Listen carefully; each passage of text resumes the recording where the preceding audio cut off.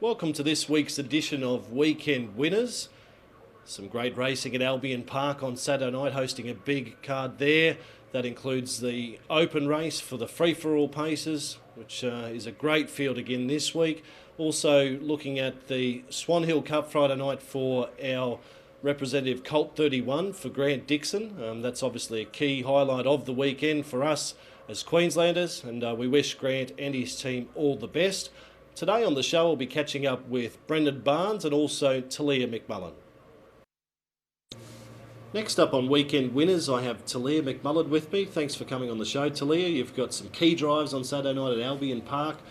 We'll talk about a few of those. In race 5, you've got number 5, Spike Bromack. Second up from a spell, possesses good gate speed. How do you plan on using the gate or pushing off the gate? Yeah, he was really good last start, first up from spell when he started in the death, and this week I think it'll be an improvement off of that. It's a bit of a tougher race this week, but he's a really classy horse, and hopefully we can go forward and get somewhere handy, and he should be right there at the finish. In race 9, you're driving number 9, Springfield Spirit. You drove him last start. How's he going into this race?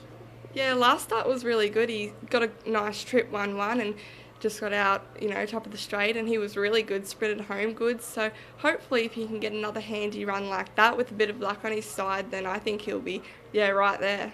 He's that sort of horse, isn't he? He needs luck in his races, and if he can find that, he's always very competitive. Yeah, he does. He's not a super tough horse, and he doesn't have a lot of gate speed, so he's a bit tricky, but when he finds luck, then he's always there. And in race 10, you have Soul Rider, which is a new addition to John McMullen's stable, your father's. How do you plan on using that draw to your advantage, or how's he going at home since coming to the stable? Yeah, she's pretty good. She's the type of horse that I think she'll improve just with a bit of a change. She's a bit of a funny little horse, and she's got good gate speed and drawn too, so hopefully things should go her way and she should be right there and run a really good race. So she's showing you at home that she's up to winning first up for you guys?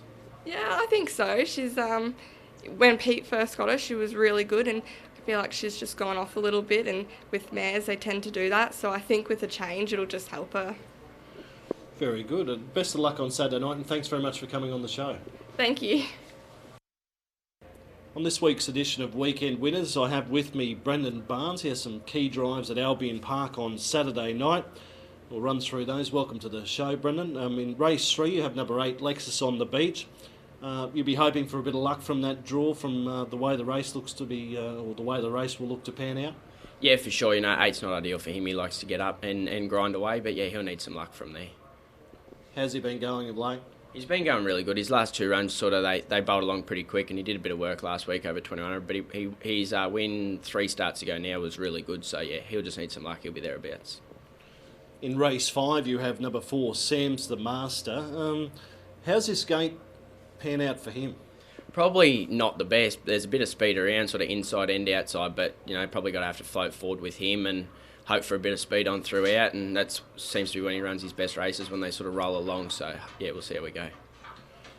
And in race 9, you have number 1, Charming Major. He's got the pole draw.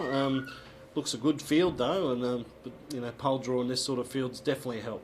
Yeah, for sure. He probably had the chance to win his last 2 starts, but in saying that could be a bit of my fault too. I think I might have gone a bit too slow and got out sprinted, so we might try and just roll along a bit quick. We've got the hood back on him this week and might try and let him roll along and try and fight him off.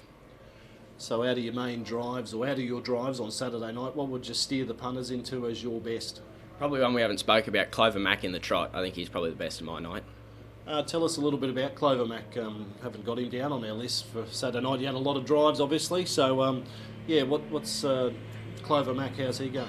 He's going really good. He's only had 1 start for us. He ran second, sort of sat behind leader and got held up a bit. Was probably unlucky not to win, but I think he got the 10 metres and he seems to step pretty good. So, yeah, I'm really confident with him. So, punters, Clover Mac in the trot. Thanks for your time, Brendan, and best of luck Saturday night. Beautiful. Thanks for having me.